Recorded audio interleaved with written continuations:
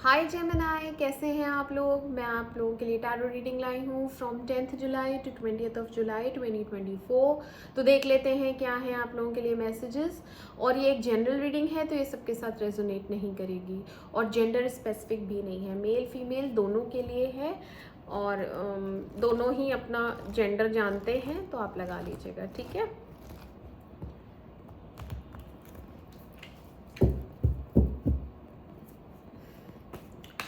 Messages for Gemini 10th to 20th of July 2024। Gemini यानी मिथुन राशि वालों के लिए लव मैसेजेस दें, एंजल्स प्लीज गाइड करें। Gemini 10th to 20th of July 2024, मिथुन राशि वालों के लिए मैसेजेस दें। मिथुन राशि वालों के लिए लव मैसेजेस दें 10th से 20th of July 2024।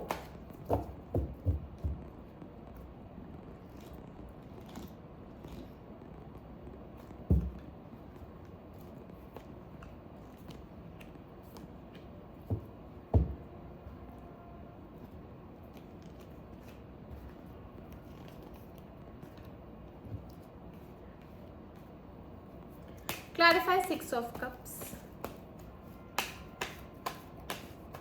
Clarify Six of Cups.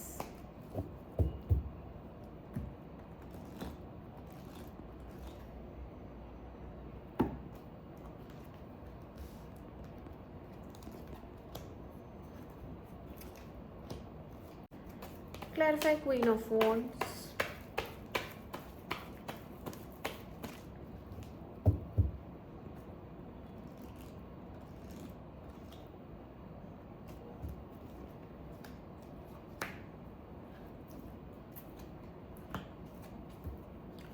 Clarify Ace of Cups.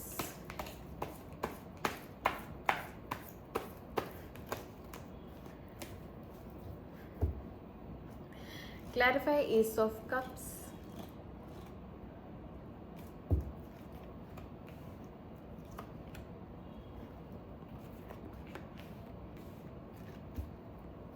Clarify Knight of Swords.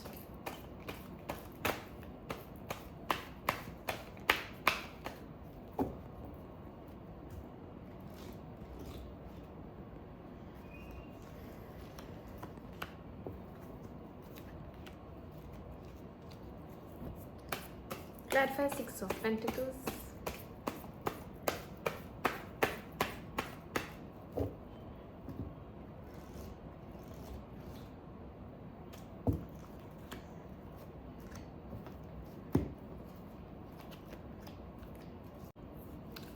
Okay Gemini, तो आपकी रीडिंग स्टार्ट करते हैं। यहाँ पे आपकी एनर्जी आई है क्वीन ऑफ पेंटिकल्स की, 8 ऑफ कप्स की एंड एस ऑफ सोर्ड्स की, ठीक है। इस ब्रेकअप को थोड़ा टाइम हो गया है और कोई कम्युनिकेशन नहीं है, आपको कुछ क्लैरिटी नहीं है, ये इंसान वापस आ रहा है नहीं आ रहा है, बात करेगा नहीं करेगा, तो आप सोच रही हैं इससे मूव ऑन करने को, ठीक है।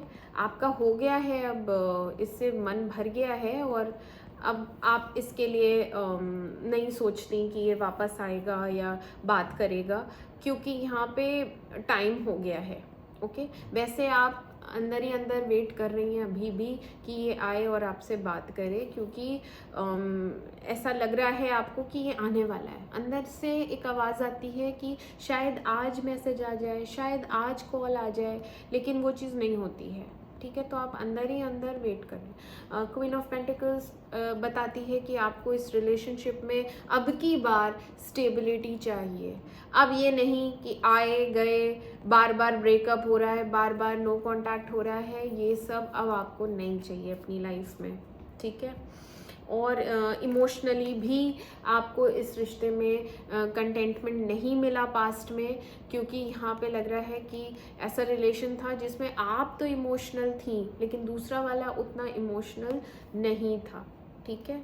Yes, there is a reconciliation यहाँ पे। अब मैं उस पर्सन की एनर्जी बताती हूँ जो आपके पार्टनर है।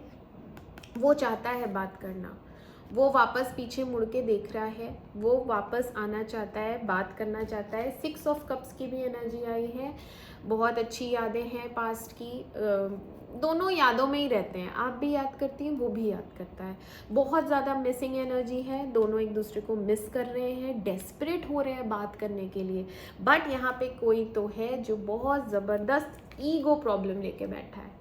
या तो आपने तो अपनी तरफ से तय कर ही लिया है कि मुझे तो ये इंसान हर्ट करके गया है, मुझे तो इसने बहुत कुछ कड़वा बोल रखा है। जब भी आपका जो पास्ट लड़ाई हुई थी या जिस वजह से ये नो कांटेक्ट स्टार्ट हुआ था, इसने आपको बहुत बुरा जेस्चर दिखाया या आपको इग्नोर किया या आपके साथ लड़ाई की तो कड़वे शब्द बोले, क्योंकि यहाँ पे किंग ऑफ वॉन्ड्स भी आया है जो कि बहुत रूड बिहेवियर था आपकी तरफ। बहुत जैसे कहते नहीं है कि कड़वा तो बोला ही बोला और बिहेवियर भी ख़राब रखा, आपको आपकी बिल्कुल रिस्पेक्ट नहीं की, तो वैसा कुछ।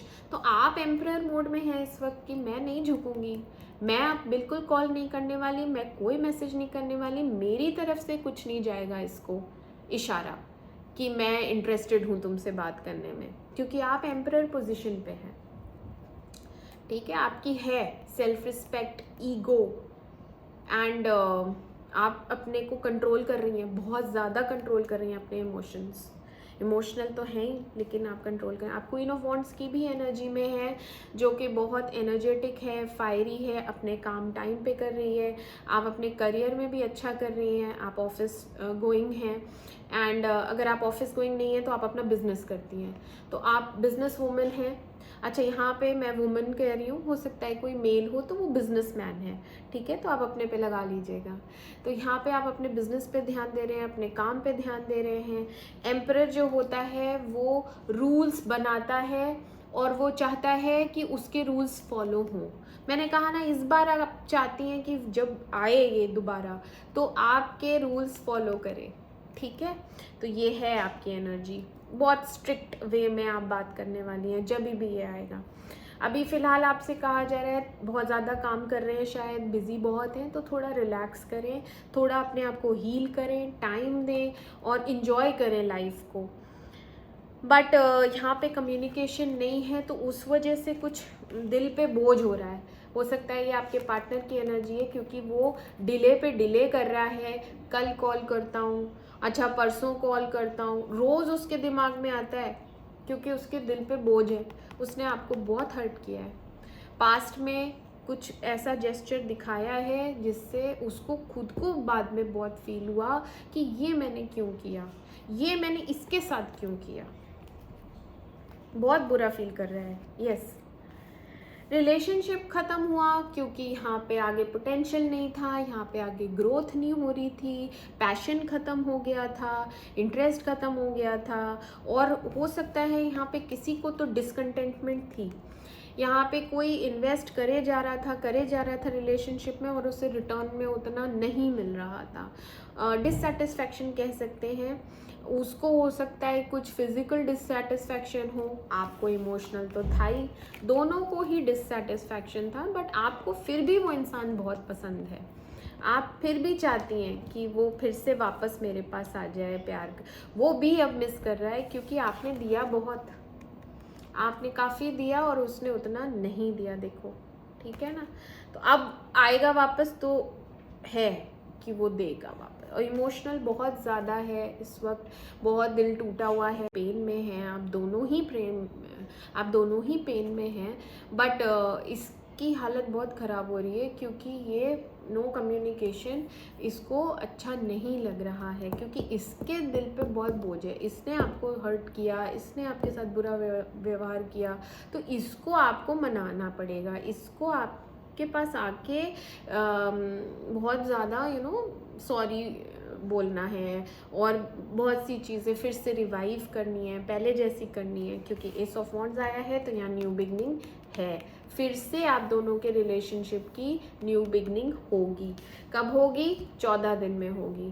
टेम्परेंस आया है, पेशेंटली सही समय का वेट कर रहा है। इस इंसान को लगता है मैं पहले अपने इमोशंस बैलेंस कर लूँ, मैं रेडी हो जाऊँ, फिर मैं इस पर्सन के पास जाऊँगा और मैं बात करूँगा और न्यू बिगनिंग हो के रहेगी।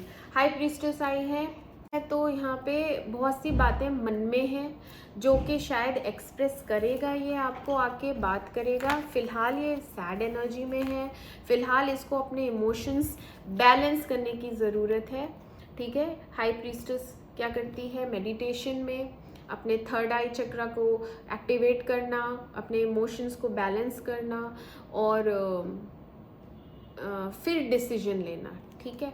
तो यहाँ पे ये 14 दिन लग जाएंगे इसको अपने एक डिसीजन पे आने में, और आपकी तो विश फुलफिलमेंट है। 9 ऑफ कप्स आया है, जितनी भी आपकी इच्छाएं हैं वो ये इंसान पूरी करने वाला है। जैसे मैंने कहा ना, आप एम्परर पोजीशन पे, आपके रूल्स ही फॉलो होंगे। आप इससे कमिटमेंट मांगेंगी तो इसको कमिटमेंट देना होगा, और ये देगा कमिटमेंट। क्यों? क्योंकि आप इसकी डिज़ायर्ड पार्टनर हैं।